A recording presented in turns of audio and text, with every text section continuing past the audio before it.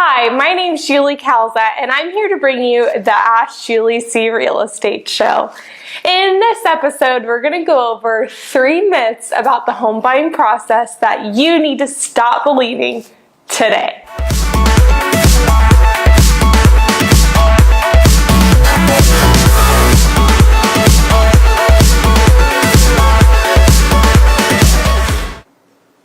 The first myth about the house buying process that you need to stop believing today is that you need 20% down to put towards a house. Stop waiting years and years and years to get that 20%. I'm not just talking to my military here. As much as I love the VA loan package, it's not the only one out there. Civilians can also get into a home with $0 down or very little down.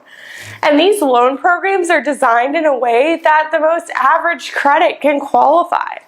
They're not there for only the people at the high credit thresholds. So it's really a unique scenario. But make sure that your realtor is really familiar with these programs because each one is very different and one may be a better fit for you than another. Civil servants like first responders and teachers are even eligible for more grant money.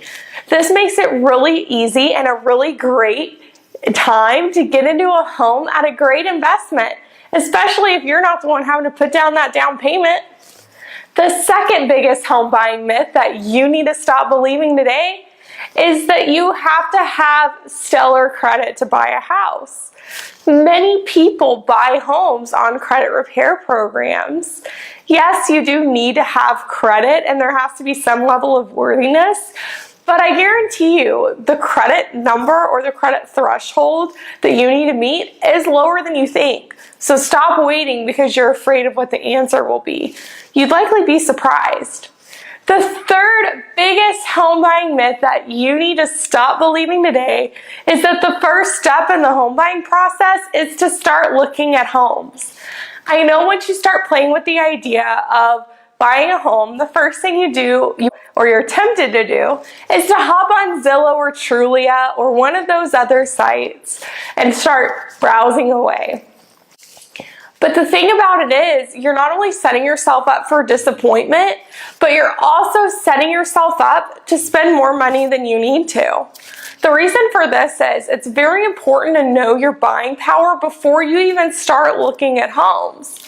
But not only that, you don't want to get stuck on one particular property because you may end up spending more than what you're comfortable with because you've pigeonholed yourself on that one property. The best first step you could do for yourself and your wallet is to meet with a realtor first.